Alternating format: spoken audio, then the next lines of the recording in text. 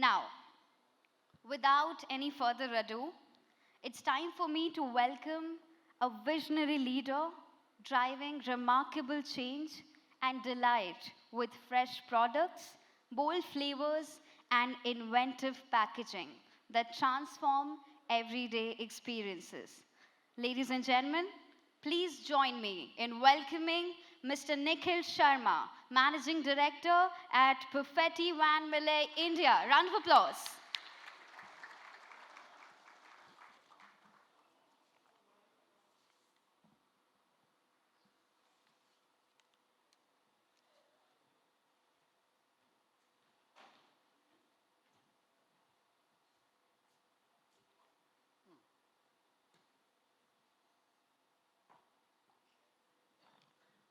I'm not sure this podium is put for my benefit. Can we take this out? इसको? ये चाहिए? हाँ. Okay.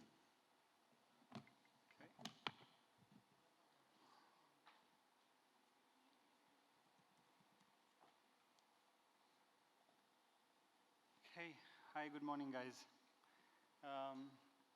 First of all, thank you so much, AFAX, for inviting me. Appreciate it. Thank you for the introduction. Visionary leader and all that sounds fabulous. I've just got back to India after a year and a half abroad, and it's nice to be back in home country.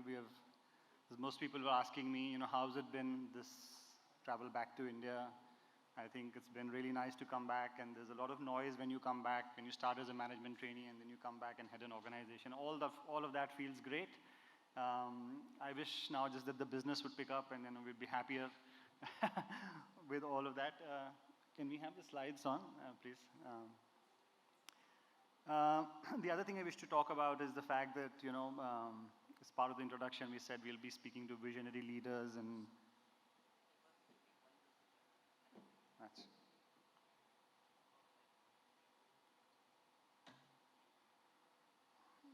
Oh, sorry.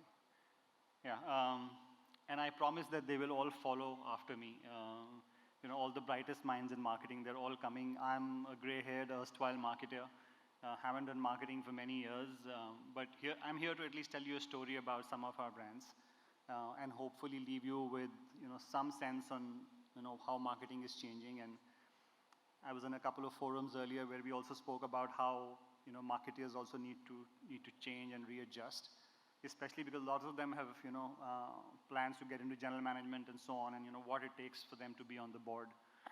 So we will talk a little bit about that as well during this course of this presentation.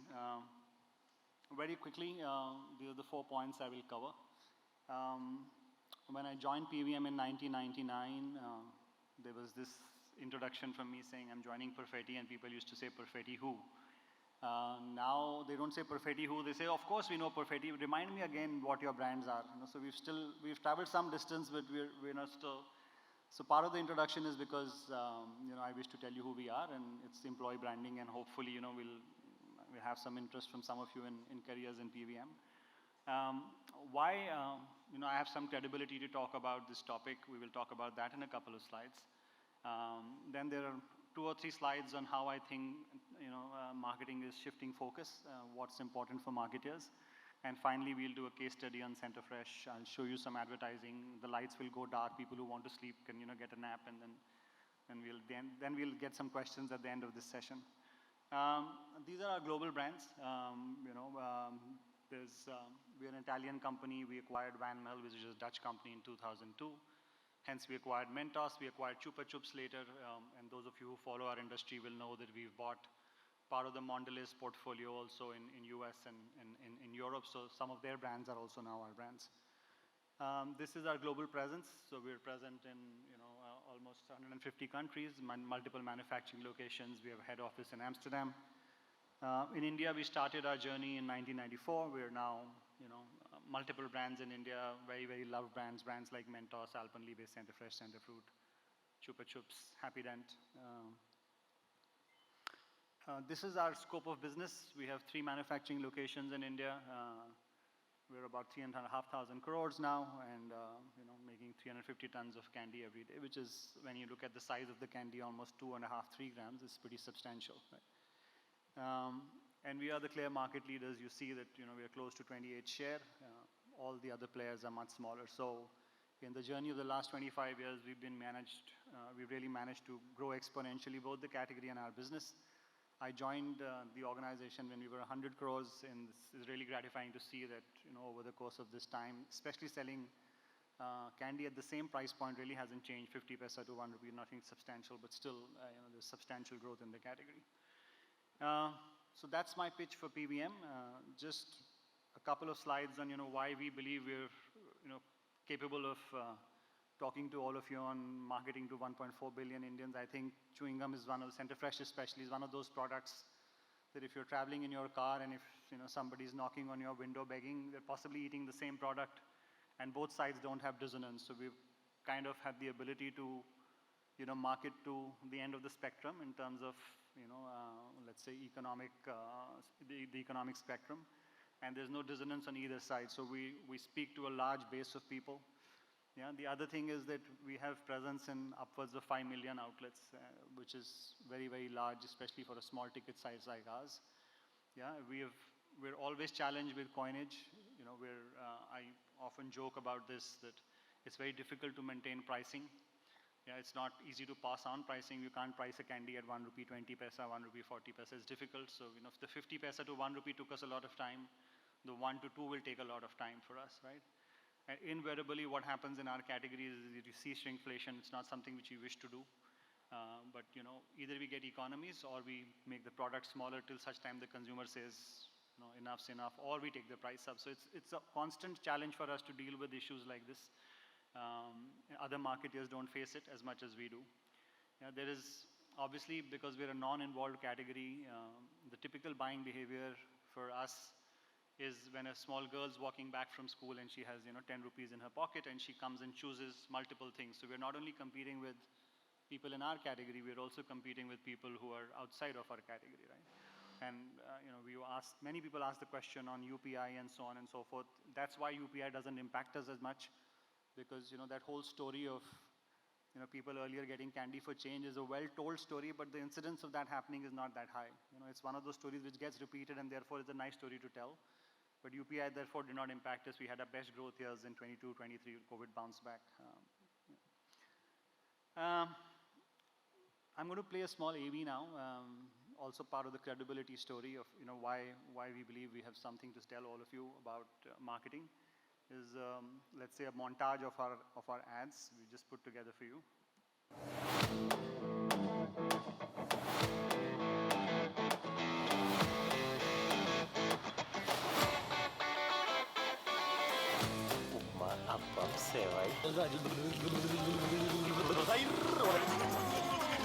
Long lasting flavour वाला नया centre fruit है।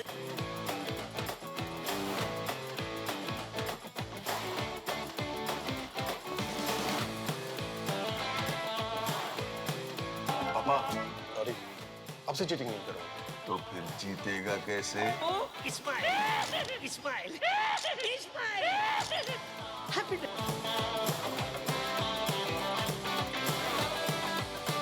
वाली बात मानी, क्या तुम मेरे साथ एक ही क्लास बताना चाहोगे?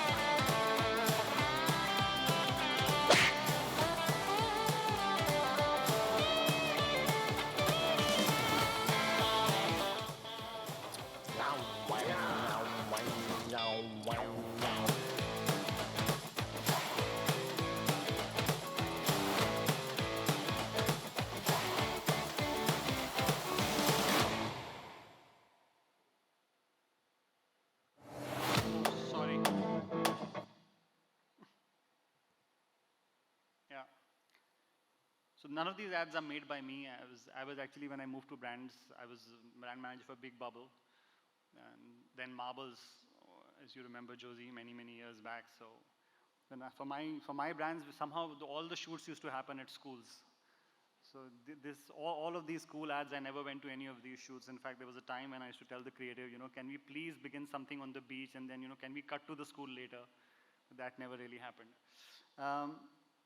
So while we've shown all this advertising, one of the Perfetti core beliefs about marketing is that it's not really about advertising.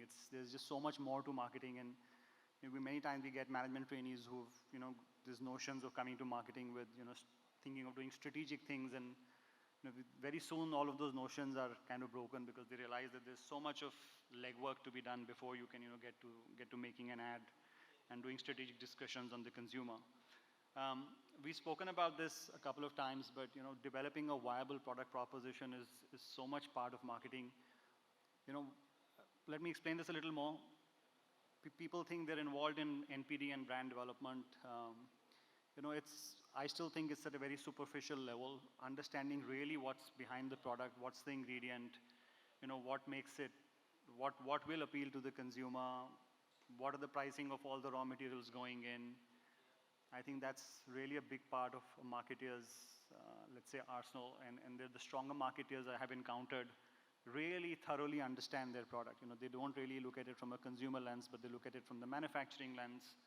They understand capacities, they understand lines, they understand what it means to make a product which is viable, and not only in the test phase, which will also be viable when you scale up, right? So that's really, really important, and I think marketers spend much lesser time there.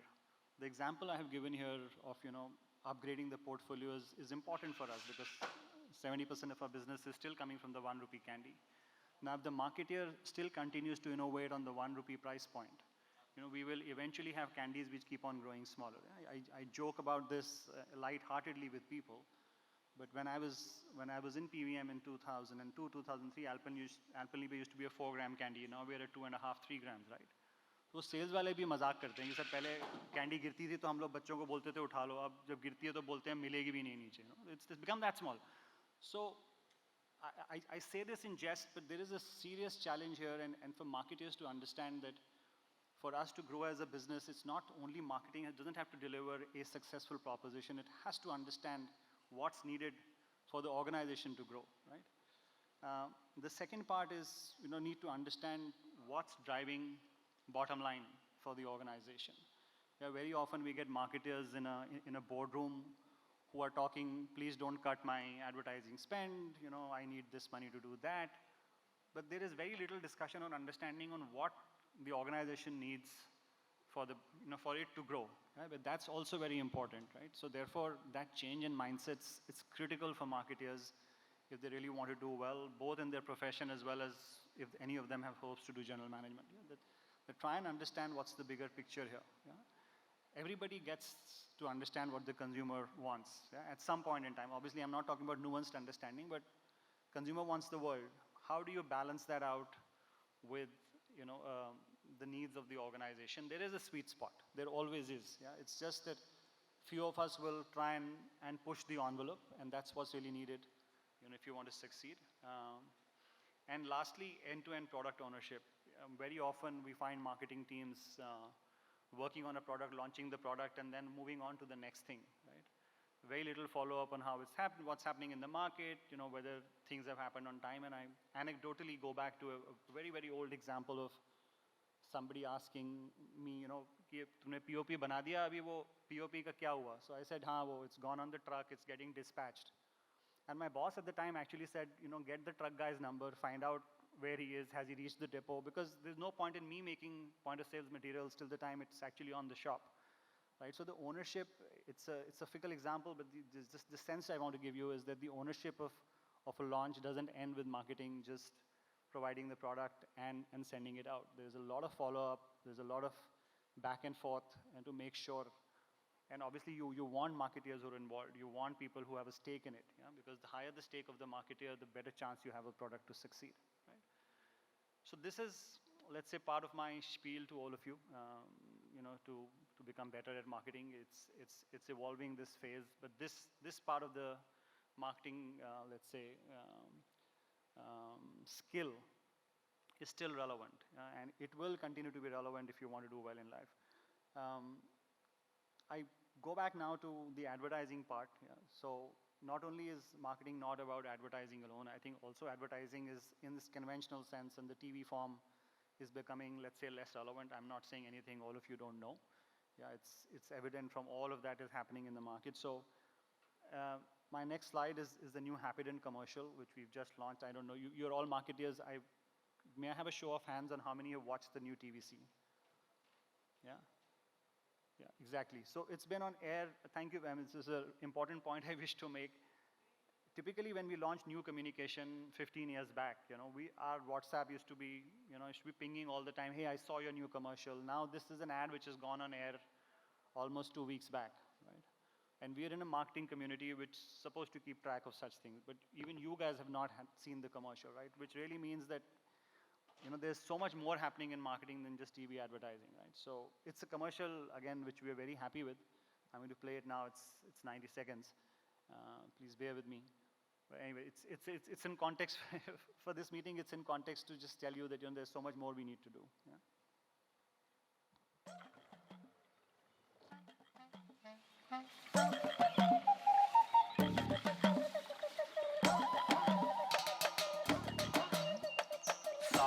साबुत उजाला तोड़ के झील झील रस निचोड़ के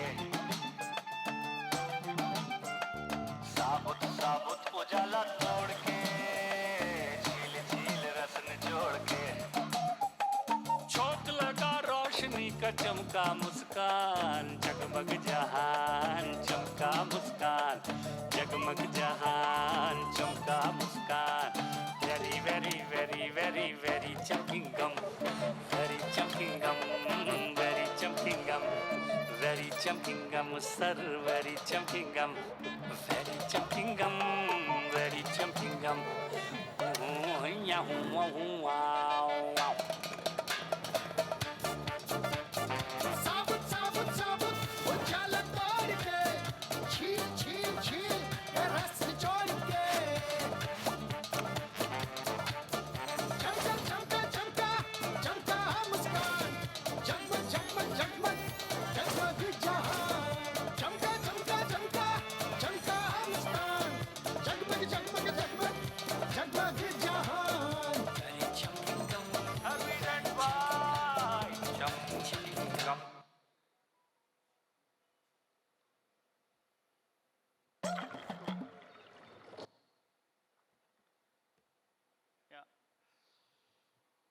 How do you like the TVC?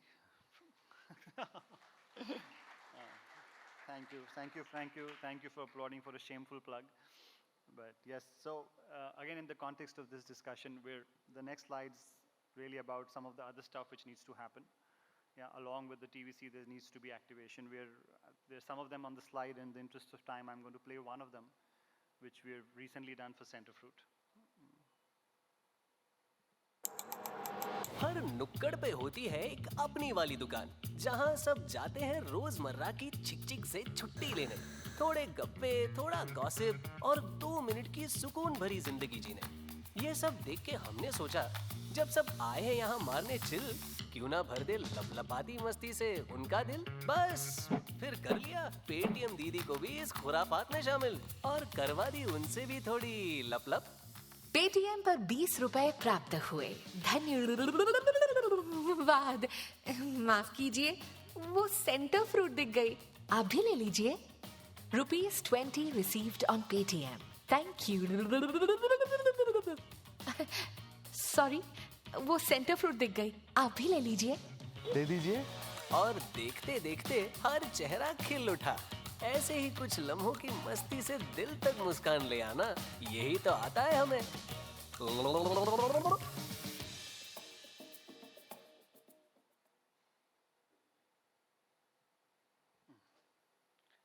Yeah. In the last slide before we get into the case study, marketeers, we've all grown up on staples of Kotler, so there's a lot of difference between how marketing fundamentals have changed over time. I'm also on the board of the MMA, so we're also doing a lot of work there. Again, it's my request to people who are not aware of that forum to at least look it up. Whether you join or not is another matter, but at least see what those guys are talking about. There's a lot of stuff happening which is changing in consumer understanding. Right? As brand managers and marketeers, we think the consumer's lives revolve around our brand. She's waking up thinking which toothpaste shall I use, and then so on and so forth. I think there's a lot of understanding now on mental and physical availability. There's a lot of understanding which is very, very different from what was earlier taught in textbooks on consumers' behavior and so on. So, there is, you all saw the Happydent commercial. I'm going to talk about, let's say, building distinctive brand asset. I think from 2004 when we launched the first commercial on Happydent with the sparkling smile, we've been consistently using that same brand asset. Fundamentally, we've changed from Smile Please to now, let's say, a platform which is talking about social issues.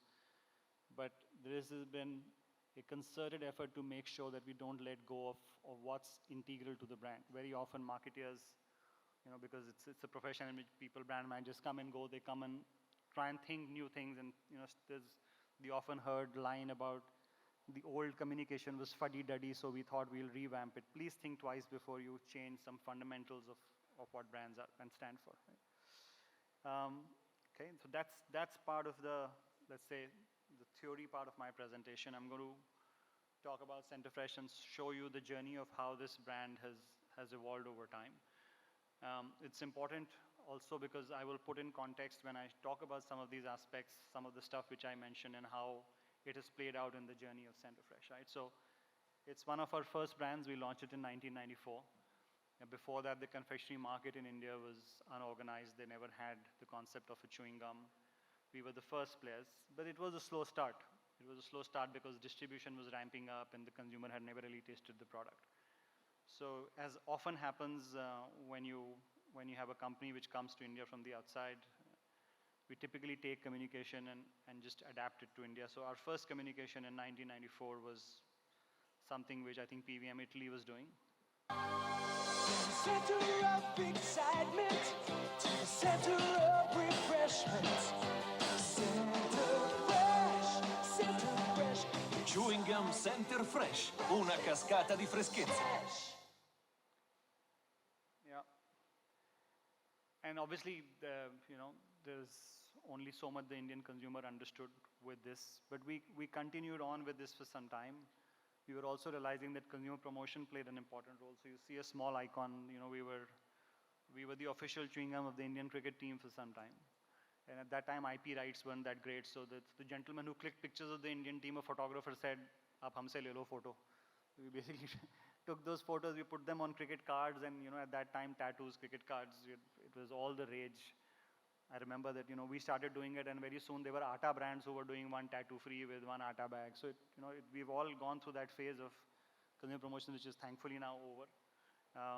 And then the category kind of stagnated till 2001, and some of you may remember there was a commercial on Center Shock, which was not really Centerfresh, but it was a similar format. It was extremely sour gum. And when we sampled the product, we almost always gave a dustbin to somebody saying, okay, this is a new product, here's a dustbin, eat it. And most people chucked it out. But it was one of those things which was really, really successful for us. It came and went because it was one of those shock value items that people gave to friends. And after a while, people realized, okay, this is Center Shock. But it galvanized the category for us. This is Ogilvy, 2001.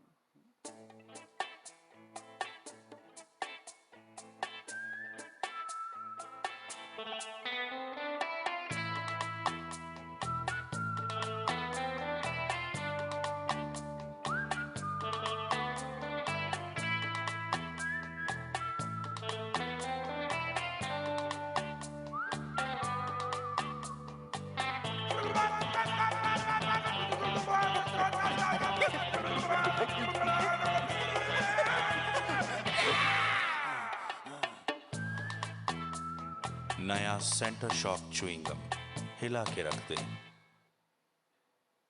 Yeah. So I'm going to pause here for a minute and basically talk about what I said about understanding your product. We can also say the same thing in a different way, saying understand what the product does, but also understand what the product doesn't do, right?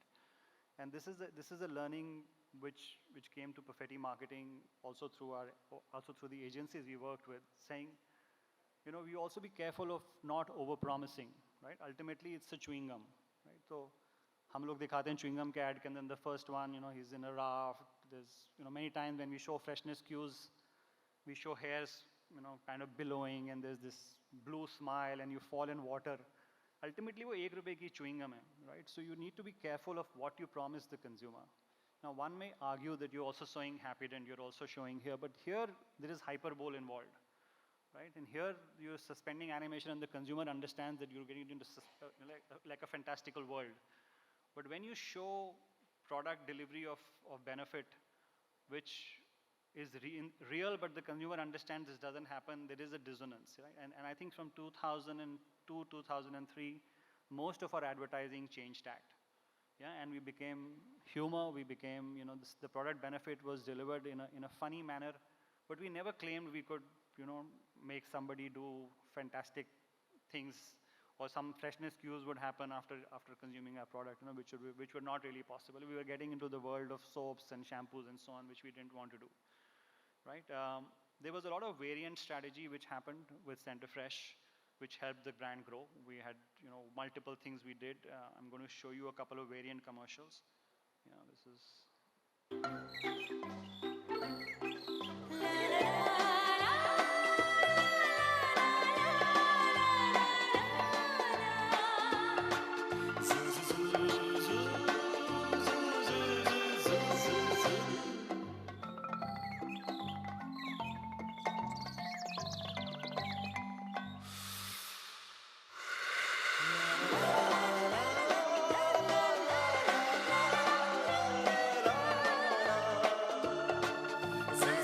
नया air action centre fresh, क्या सांस खुली, क्या हवा चली. I'm going to show you one more and then we're going to talk about it for a minute.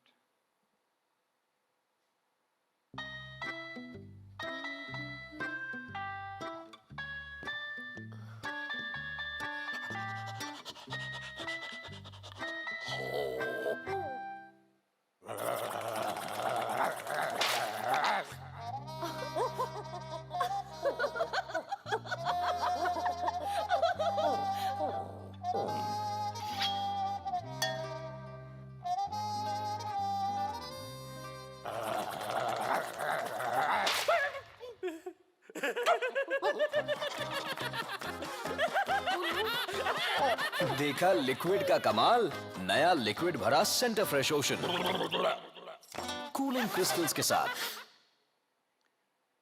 So this was the early part of our journey. We had a couple of flavors and we were experimenting with variants. It's important to understand the role variants play now. Most marketers are very, very fond of coming and doing NPD saying ये coffee flavor कर देते हैं, and we have to be very, very careful of this stuff now in today's context. 20 years back is a very different landscape, right? People wanted new things. Right now, the chances are that the variant you launch is going to be competing with one of your main brands. You know, we should not, please be careful when you think of varianting strategy in today's day and age, because the chances are that if you have a very good product selling, the chances are the variant will go and block that product in the market, right? So again, you know, horses for courses, different times, different things, but we grew on the back of varianting strategy very well, because it was a different landscape. Doesn't mean what worked then will work now. Yeah, then we kind of pivoted, you know, we'd figured out that, okay, we have to be a little bit irreverential in our advertising, and we came to the baseline Center Fresh Zuban Pe Rakhe Lagam, I think, which was one of our most clutter-breaking work, simply because it put into orbit a brand which is, let's say, been the force of PVM over the last 20 years. This is the first communication in a series of communications on that line.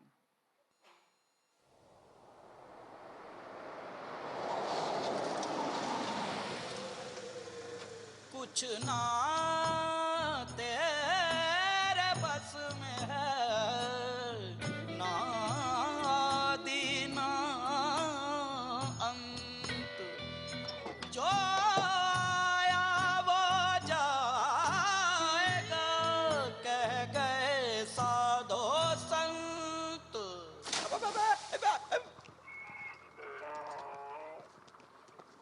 बोल तूने क्या देखा?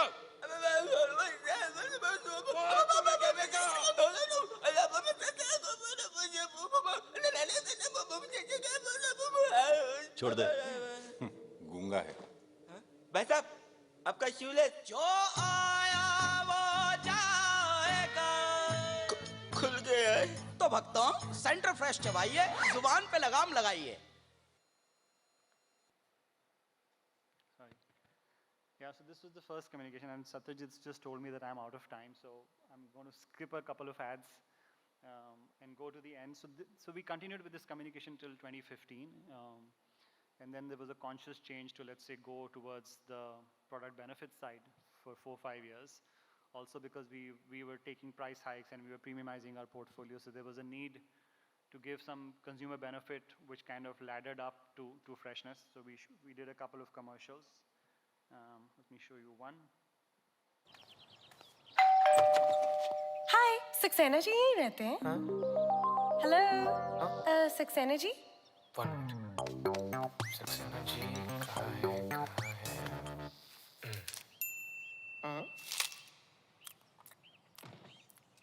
सक्सेना जी, वो तो यहाँ नहीं रहते। ताजी सांस हमेशा रखो पास। सेंटर फ्रेश, चली हवा मस्तानी। Hi, I'm Tanya. What's up? Yeah, so you see the portfolio on the right-hand side of your screen. That's the portfolio which needed this specific kind of advertising, because we were moving away from the 1 rupee product and we were giving 10 rupee, 20 rupee products. There it was generally felt that the consumer is far more discerning. She will need to see a core benefit for the brand. Obviously, from the face of the brand, we still had to advertise the base chewing gum because that's what represented Center Fresh. But the whole idea was that the sales team could have the ability to then go and talk pure core product benefit for the higher price points, right? So again, if you look at the last ad that I showed you and all the other communication on Center Fresh, you will find a stark contrast from the irreverential advertising to a very, very functional advertising. And one can almost argue that I made a case for all of the earlier part of it and then did something exactly diametrically opposite. Yeah, it's really to make the point to you that there is no hard truths. That you have to make choices for your brands on the lifestyle of on the lifespan of the brand, where it is, what the need is at that point in time for the organization. Yeah, and some of the great work that you do, you will have to undo yourself just so that you can pivot and do different things on the brand, right? So this is our journey. We're the undisputed market leader. You see a couple of dips in the last couple of years. Obviously, those were COVID-led. Yeah, and the dip last year also because of all that we spoke about. So it's a brand which is almost about 650 crores, 700 crores. It's large if you look at the confectionery market of India.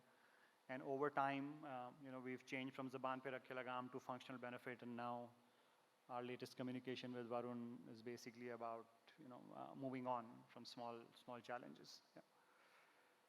That's it for me. Sorry for the abrupt end, but I'm really out of time.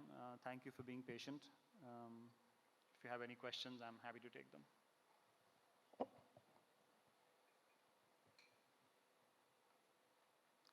Maybe we skip the question and answer also because we're really at the back end of this discussion, or if there's anybody who wishes to ask a question, I'm happy to handle them. Yeah, please.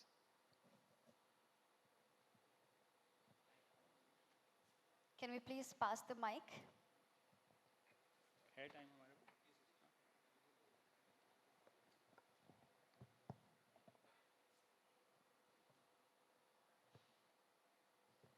Hi sir, good morning. Hi. And I'm Venkatesh Friend.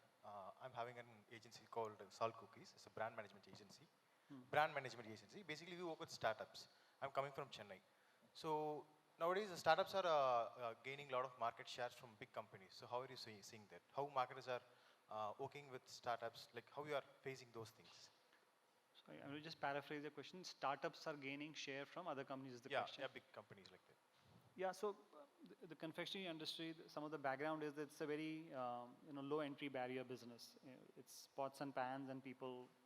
That's why there's a big unorganized sector. So we have the so-called startups that you call, those are a daily part of our lives. Many people are making confectionery in their backyard and selling it, and it's local. A lot of the success which organizations like us have is on the back of our distribution. So even if you do a startup, you can make an impact in a small area, but you need to really scale up and get your product across to these 5 million outlets that I spoke about. And that can't be done by startups simply by having a good product. You can have niche successes. There's a lollipop company, I think, some Desi Pop or whatever. They do good business, but it's still e-commerce and very, very specific.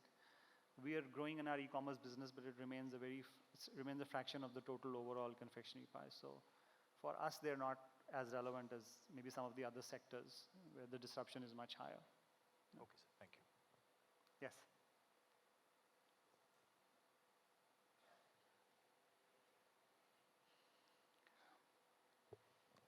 Hi, Nikhil. That was a very fun session. My name is Shubha and I head sales for YouTube.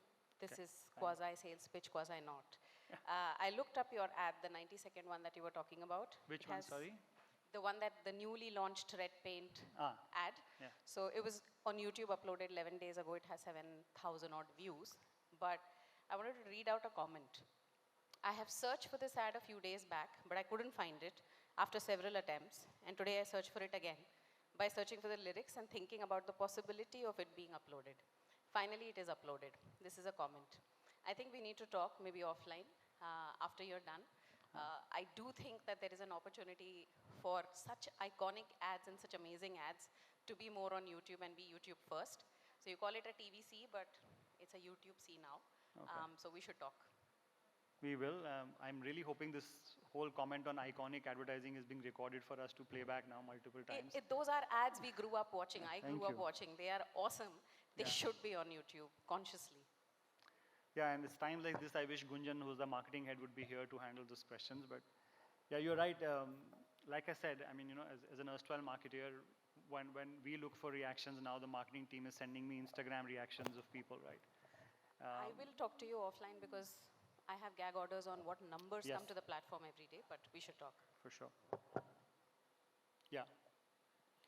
Guys, I don't wish to be respectful to, maybe one last question and then, because there are other speakers who are coming, sorry. Good morning, sir. I'm Farhan Siddiqui from CITIS. My question is, what goes into inciting when you are deciding on an NPD? So if there's a, let's say, for example, it's just an example I'm giving, there's a demand of a passion fruit chewing gum. So what goes into your inciting when you decide on those NPDs? Lots of inputs on NPD. We're aware of several trends globally of what's happening, how taste preferences are changing. For example, the sour preference in India is going up dramatically, so we're working a lot on the sour cohort, right? When you say specific, let's say flavor, it could possibly be regional, it could be your own preference. As a mass marketing company, we are always looking to see how we can aggregate and come to a point in time, right? So let me give you an example of a mango candy, right? It's undisputedly mango is a huge flavor in India.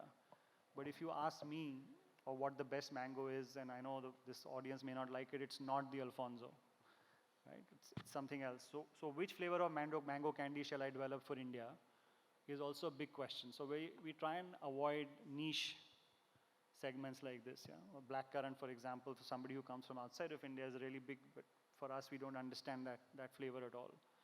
Yeah, so lots of inputs go. We typically have tasting sessions with our flavor specialists. The brand teams keep tasting, what's happening across the world, and there's lots of inspiration. Yeah. Satyajit is now really going to lose it. No, I'm really sorry. I really am. We'll take this offline. Thank you so much. Appreciate it.